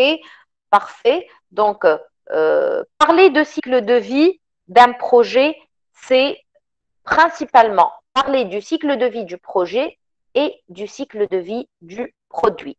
Tout à l'heure, on a vu le cycle de vie du management de projet qui comporte le processus démarrage, planification, exécution, surveillance et maîtrise, puis clôture. Mais là, on est aussi censé voir de près le cycle de vie du projet et le cycle de vie du produit.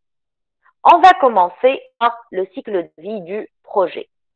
Le cycle de vie du projet, ça définit toutes les phases qui relient le début d'un projet à sa fin. Qui peut me donner les étapes d'un projet? Qu'est-ce qu'on voit lors de la... Vous êtes en train de travailler par projet, oui ou non? Parlez-moi un peu du cycle de vie de vos projets. Allez-y, je vous écoute. Lorsque vous avez un projet entre les mains, vous commencez par quoi faire? Allô, s'il vous plaît? Un brainstorming, oui, tout à fait, pour identifier les besoins, pour identifier les grandes lignes. Très bien. Ensuite,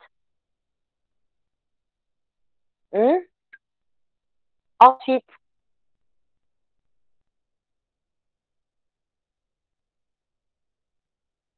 une phase d'étude. Parfait. Ensuite, La conception. La conception. Bravo. Donc, un brainstorming pour arrêter donc les grandes lignes d'une étude. Cette étude va servir pour la conception. Ensuite, ça y est, on a fait l'analyse et l'étude des besoins, on a fait la conception. On verra quoi par la suite? Donc, tout ça, c'est la phase initiale. Elle comporte l'identification, la conception, l'étude, la conception, avant de se lancer dans l'exécution qui est la phase intermédiaire. Oui ou non? La phase là où on va s'approvisionner, on va réaliser, tout à fait, exécuter pour finir par la phase de clôture qui est la phase test, regroupement ou intégration et finalisation pour la livraison. Tout à fait. Nous, on va supposer que nous avons 3 principales phases. Une phase initiale, une phase intermédiaire d'exécution et tout, et une phase finale de test et de livraison. On appelle ça le commissioning dans le référentiel du PMI. D'accord? Donc, dans le cycle de vie du projet, la transition d'une phase à l'autre implique une forme de, faites attention, de transfert technique et de transmission de responsabilité.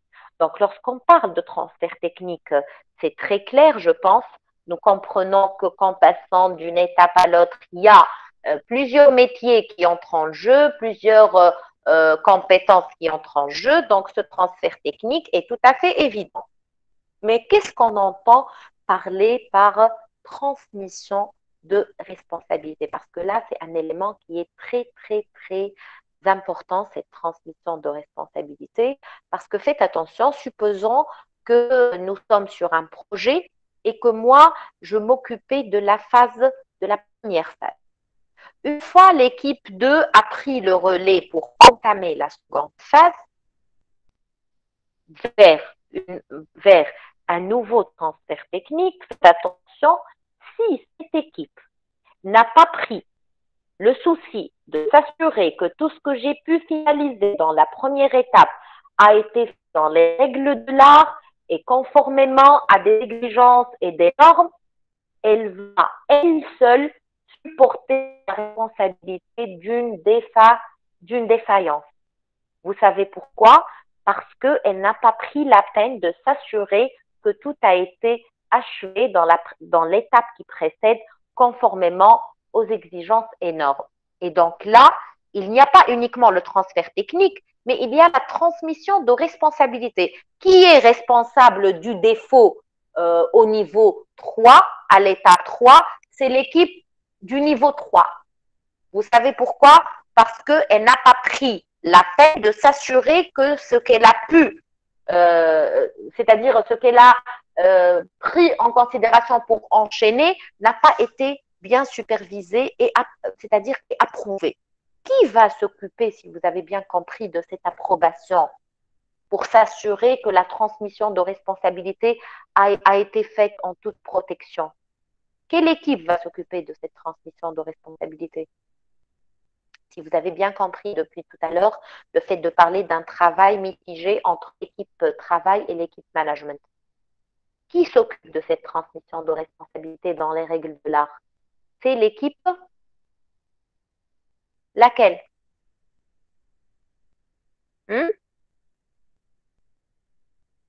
Tout à fait. C'est l'équipe management qui va s'assurer, regardez, c'est l'équipe management. Donc, les livrables d'une phase sont évalués pour s'assurer qu'ils sont complets, exacts et approuvés avant que le travail de la phase suivante commence. Donc, qui va s'occuper de ça? C'est l'équipe management qui va lancer le démarrage d'une nouvelle partie, d'une nouvelle étape et qui va donner le transfert technique à une autre équipe de travail.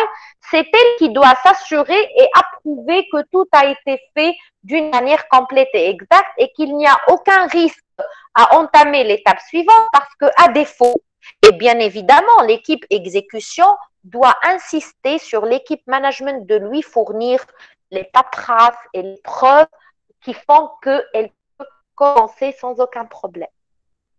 À défaut, comme je viens de le dire, en cas de pépin, en cas de défaillance, c'est cette équipe donc de management, cette équipe technique qui va prendre le relais qui serait totalement responsable de la défaillance.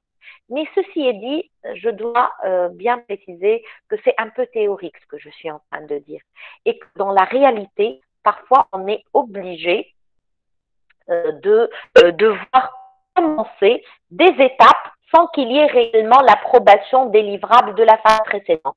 Quand est-ce qu'on opte pour ce scénario-là? C'est comme technique de compression. Lorsqu'on est pressé dans le temps, on est en train d'accuser des retards, donc du coup, on est dans l'obligation de compresser les délais. Comment on peut compresser les délais? Je peux me lancer dans une autre étape technique sans pour autant que la première étape a été totalement achevée. Mais quand est-ce qu'on peut faire ça sans qu'il y ait de l'approbation de la part de l'équipe management? C'est lorsque les risques encourus ne sont pas énormes ou n'ont pas un impact grave, c'est-à-dire qu'ils sont jugés acceptables. Je peux vous donner un exemple très simple qui vous permet de visualiser ça. On prend l'exemple d'une étage de bâtiment. On va faire le revêtement seul de l'étage. L'étage comprend une vingtaine de sacs. On prend un bloc parmi les blocs de notre école et donc on doit poser le sol, c'est-à-dire le revêtement seul par terre, sur une vingtaine de salles. Mais qu'est-ce qui précède exactement la pose des carreaux de par terre? C'est la chape en béton. Donc il y a deux scénarios. Soit quand on va verser la chape en béton sur la totalité de l'étage et attendre jusqu'à ce que cette chape soit bien solide pour commencer le revêtement par le parterre, ou bien on va commencer en même temps avec un décalage, le revêtement seul par la chape en béton, et à chaque fois qu'il y a une salle ou deux qui ont déjà séché, on peut entamer le revêtement par le parterre sans pour autant attendre à ce que toute la chape de l'étage soit finalisée, parce que là, les risques encourus peuvent être acceptables. D'accord? Est-ce que vous m'avez compris, s'il vous plaît, par rapport à ça? Hmm? Est-ce que c'est clair? Oui ou non? S'il vous plaît. Hmm? D'accord? Donc, mais si par exemple on est dans le cas où on a deux phases là où il y a des normes de sécurité qui peuvent avoir des dégâts par la suite, des aspects graves si on ne fait pas le contrôle adéquat et qu'on approuve que tout est en règle, surtout pour le cas des industries pharmaceutiques, pour le matériel médical. Donc, il y a un degré de précision qui est très, très donc sensible à ces risques-là. Donc, tout dépend de la nature du projet en question pour parler de cette transmission de responsabilité. Vous vous rappelez tout à l'heure, donc avant de faire le rapprochement entre cycle de vie du management de projet et cycle de vie du projet, j'aimerais bien parler un tout petit peu du niveau d'impact qui peut être faible, moyennement faible, fort, moyennement fort ou fort de certains facteurs selon l'état d'avancement d'un projet, tel que le niveau de coût, l'incertitude, donc incertitude et influence pendant le cycle de vie du projet. On va voir le niveau des coûts de certains aspects, on va voir l'impact du niveau d'incertitude et on va voir l'influence des parties prenantes. Donc, comme vous le voyez, la courbe noire, celle-là, ça traduit l'influence des parties prenantes et principalement l'influence des clients. Généralement, lors du démarrage, vous voyez, c'est l'axe temps du début jusqu'à la fin du projet. Au démarrage du projet, l'influence de la partie prenante est élevée. Est-ce que vous pouvez me dire pourquoi? Pourquoi les parties prenantes ont une grande influence lors de la phase initiale, c'est-à-dire la phase de conception? Parce qu'on est en pleine conception. On est en train d'identifier le partage d'idées avec le client, etc. Et donc, du coup, on est dans l'obligation de prendre leur avis, d'analyser leurs attentes, etc.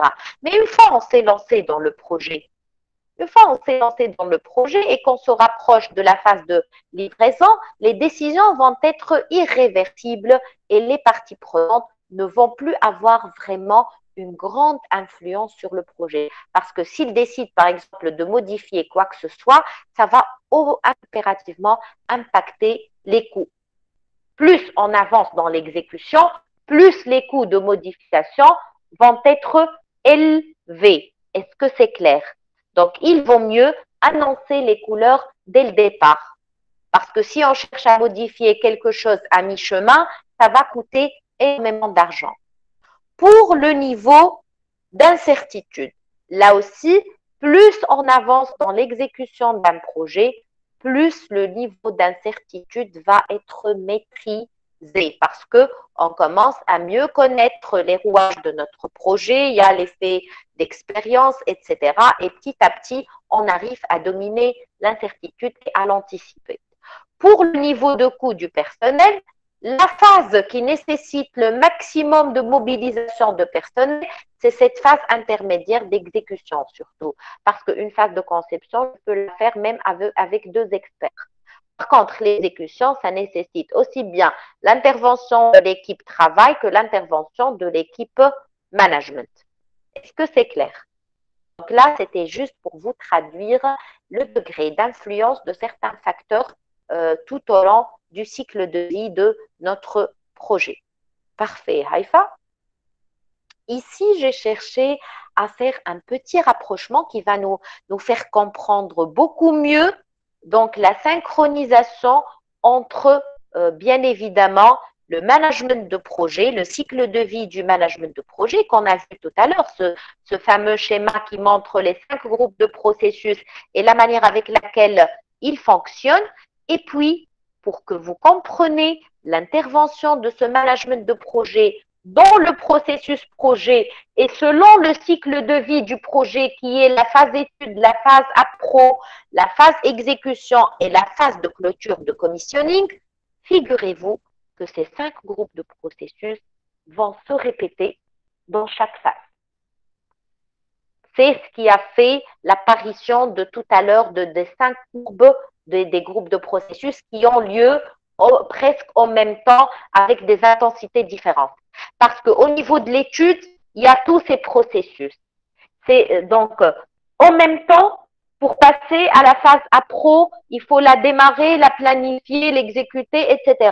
Une fois on a commencé à recevoir notre approvisionnement, on peut commencer certaines constructions et ainsi de suite. Donc là, on a une boucle continue de ces groupes de processus qui se répètent d'une phase à l'autre. C'est la raison pour laquelle on parle de cette synchronisation qui existe entre le cycle de vie d'un projet, qui est le suivant, et le cycle de vie du management de projet, qui est le suivant. Donc, pour bien manager un projet, le même processus de management, je dois le voir au niveau de l'étude, je dois le voir au niveau de la fourniture, au niveau de la construction, au niveau de du commissioning ou de la clôture via les tests et la livraison, et d'une manière synchronisée. J'espère que vous avez bien retenu donc ces aspects-là convenablement. C'est clair? S'il vous plaît.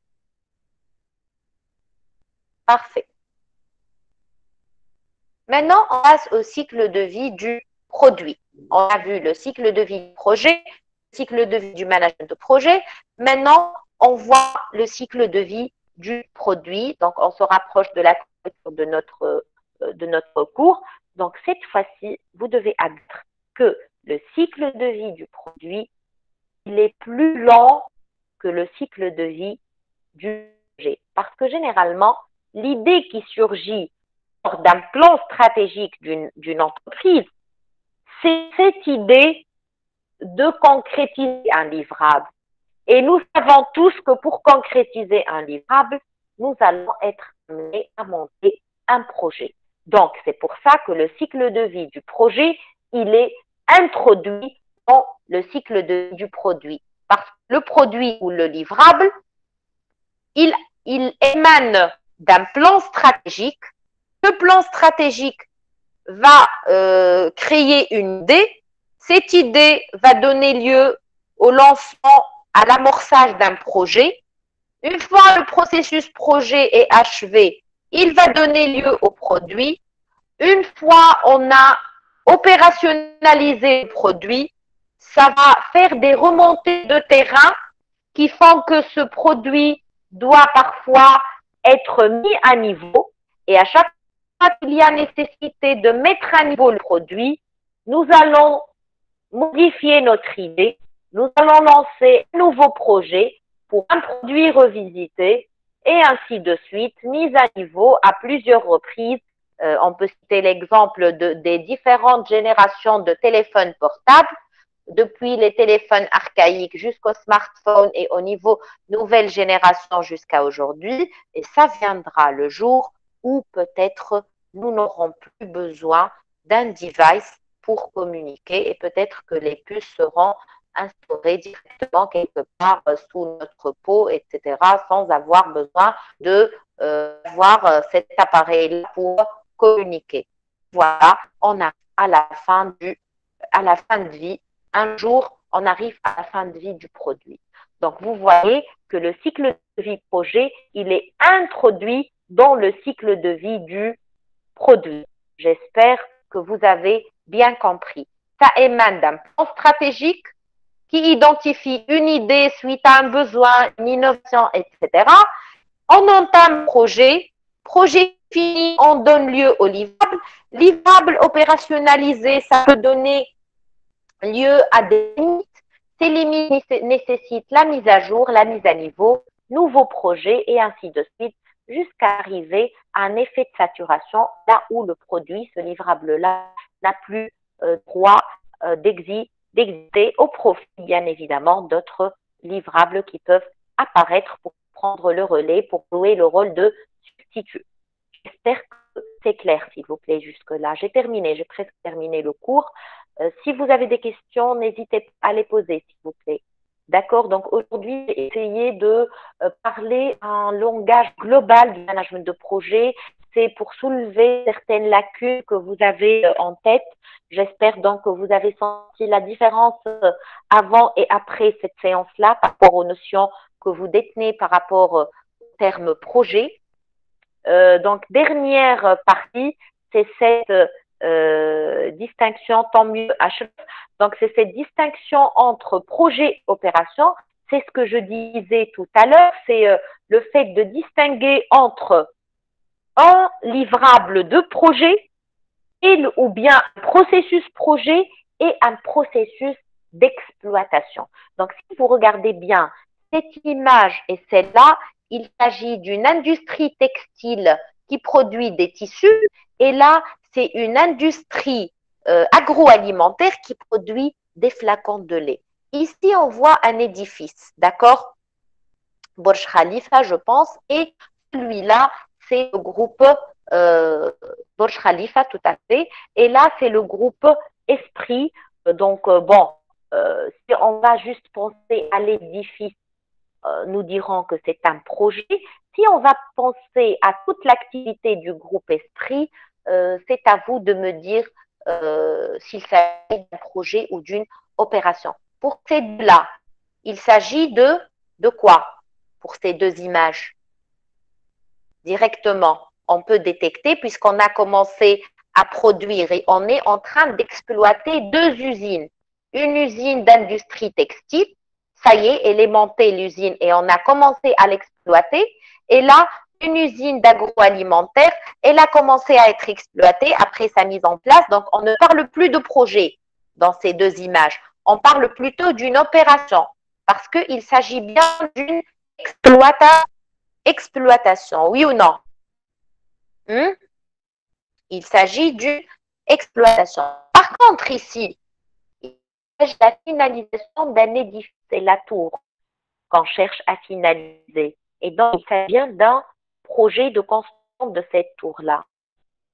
Pour le groupe Esprit, si on raisonne au-delà de l'image du bâtiment, est-ce qu'il s'agit de projet ou d'une opération?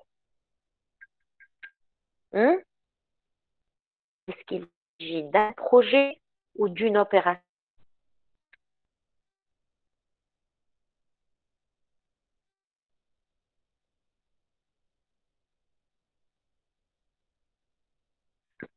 A été interrompu? Depuis quelle partie le son a été interrompu? Vous voulez que je reprenne à chaque fois?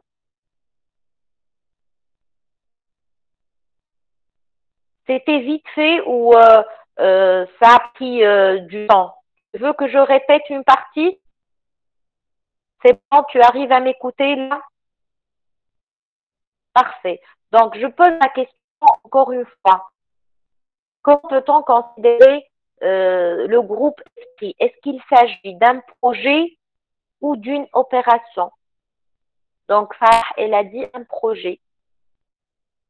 Tu es en train d'étudier aujourd'hui, Farah, oui ou non? À Esprit. Farah, tu es en train d'étudier. Oui. Et donc, très bien, Haïfa, la formation, c'est une opération. On est en train d'exploiter ce domaine d'enseignement, spécifiquement l'option SLIM, Arctique, je m'excuse, depuis des années. Donc, le projet était lors de la conception de l'option Arctique. Là, c'était un projet. Lorsqu'on a commencé à envisager le plan d'études, le contenu de la formation, la préparation des supports, le recrutement des ressources nécessaires, etc. Mais dès qu'on a commencé la formation dans cette branche-là, on ne parle plus de projet, on parle plutôt d'opération d'exploitation, tout comme pour toutes les autres branches. Tout comme pour tous les domaines d'extension d'activité, l'ESB, jusqu'à ce que on préparait l'agrément pour les business, c'était un projet. Dès qu'on a commencé à accueillir des étudiants, il s'agit d'une opération. L'opération, elle est répétitive, elle n'est pas limitée dans le temps. Bon, elle peut devenir limitée un jour, bien sûr. Si la formation ne continue pas à avoir lieu dans une discipline ou dans une branche, elle peut s'arrêter au profit d'une autre. Mais ceci n'exclut pas que nous sommes toujours en mode projet pour créer de nouvelles options, pour bâtir de nouveaux bâtiments, pour accueillir les étudiants. Là aussi, c'est des projets, pour faire des incubations de start-up, pour, par exemple, travailler de la recherche, etc. Donc, nous pouvons dire que le groupe Esprit, il est mitigé entre activité projet et activité opération ou exploitation. D'accord, j'espère que vous avez retenu la différence entre les deux. L'opération, elle est répétitive, elle est la même sur une longue période et le projet, c'est quelque chose d'unique qui se fait une seule fois, qui est planifié. Donc, c'est une organisation temporaire dans le temps. Parfois, les mêmes personnes qui sont sur des activités d'exploitation peuvent s'inscrire dans un projet intra-organisationnel pour mener à bonne fin une idée, etc. D'accord? Donc, c'est ce que je cherche à ce que vous compreniez, s'il vous plaît. D'accord? Donc, si on récapitule via un petit tableau la différence entre projet et opération, le milieu du projet, il est généralement innovant, inconnu, non, c'est-à-dire on ne peut pas le visualiser dès le départ, il n'est pas maîtrisé, alors que le milieu de l'opération, il est répétitif, il est maîtrisé, etc. L'organisation, elle est temporaire pour le projet et stable pour l'opération. Les activités sont non répétitives pour le projet et répétitives pour l'opération. Le milieu, l'incertitude, je m'excuse, elle est forte pour un projet, surtout lors du démarrage, et elle est faible pour l'opération parce que ça y est, on a maîtrisé le cadre de travail et tout. Les variables exogènes, par contre, elles ont une forte influence aussi bien pour le projet que pour l'opération parce que vous voyez, on a l'exemple qui est très frappant du Covid-19 qui est venu menacer toutes sortes d'activités, aussi bien projet qu'exploitation. Le processus, il est historique pour les deux. Lorsqu'on parle de processus historique, on fait assignation à l'effet d'expérience. Donc, il y a toujours cet effet d'apprentissage sur le bon déroulement du projet ou de l'opération. Le retour sur investissement. Pour un projet, il s'agit d'investir en premier lieu pour avoir un retour via des cash flows par la suite. Par contre, lors d'une activité d'exploitation, le fonctionnement de ces opérations va nécessiter des charges, des dépenses et il va dégager des recettes. Et bien évidemment, la différence entre les deux peut être en faveur d'un bénéfice ou en faveur d'un déficit. Tout dépend bien évidemment du volume des recettes et du volume des dépenses. J'espère que c'est clair jusque-là. D'accord? J'arrive à la fin de mon cours. Qu'est-ce que c'est qu'un système de management? Alors, on l'a déjà évoqué, ce système de management, parce qu'on ne peut manager un projet qu'à travers l'application d'un ensemble d'outils et techniques, on l'a dit tout à l'heure, de méthodologies, de ressources, de procédures. Tout ça, on le qualifie du système de management disponible pour manager le projet. Tout ça, tout ce système, il est utilisé pour appuyer le processus de management de projet et ce, en vue, bien évidemment, d'arriver à réaliser les objectifs. Comment est traduit ce système de management? Donc, c'est à travers le plan de management d'un projet qui est un document bien détaillé qui décrit exactement comment le système de management d'une entreprise va être au service du management de projet. Pourquoi on est obligé d'identifier ce système de management? Parce que tout simplement, on doit voir si on est prédisposé ou pas à entamer un projet. Si notre système s'avère insuffisant ou manquant, soit qu'on doit investir encore, soit qu'on va sous-traiter ou externaliser ou parfois refuser le projet. Parce qu'on peut sous-traiter des parties ou externaliser certaines parties et faire d'autres parties en interne, ou bien si notre système s'avère inapproprié et inadéquat, il vaut mieux ne pas entamer le projet. Donc, c'est le système de management qui est à la base de la réussite de tout management de projet, puisqu'il traduit tout ce dont dispose l'entreprise qui va concrétiser un projet. Donc, le processus, je l'ai déjà évoqué tout à l'heure, c'est le fait de transformer des données d'entrée en données de sortie en utilisant ce système de management qui est l'ensemble d'outils et techniques. Voici l'édition du PMBOK qui traduit actuellement 49 processus, 5 groupes et 10 domaines. Je les ai déjà évoqués, c'est pas la peine de revenir là-dessus actuellement. On va les voir plus en détail au fur et à mesure. Les groupes de processus, ça y est, on les a évoqués. C'est le démarrage, la planification, l'exécution, la surveillance et clôture. Et pour les 10 domaines, je les ai évoqués au niveau du plan. La prochaine fois, on va attaquer l'intégration, le contenu et l'approvisionnement. Et au fur et à mesure qu'on avance, on va passer vers d'autres domaines, Inch'Allah. Ce tableau-là, il traduit le croisement entre les différents domaines de connaissances et les groupes de processus, où peut être impliqué un domaine de connaissances. Il y a certains qui sont impliqués uniquement dans 2 groupes de processus. Il y a d'autres qui sont impliqués dans tous les processus, etc. C'est pas la peine de retenir ce tableau à l'heure actuelle. J'étais obligée de le mettre parce qu'il complète l'information en termes du cadre général du management de projet, mais vous n'êtes pas vraiment obligé de le retenir parce qu'on va le voir au fur et à mesure qu'on avance dans le cours. Donc, j'ai terminé la partie cours. Je vous remercie pour votre attention. Est-ce que vous avez des questions par rapport à cette première séance avant de boucler la séance? Je suis à l'écoute. Je pourrai répondre à toutes vos questions, Inch'Allah. Allez-y. Hein? D'accord. Pour les autres, donc Haïfa a dit que c'est bien clair. Est-ce que les autres ont des questions? Parfait. Donc, je vais vous poster une toute petite activité qui ne prend même pas une dizaine de minutes, d'accord? Et à laquelle vous devez répondre pour me la remettre sur vos classrooms, s'il vous plaît, d'accord?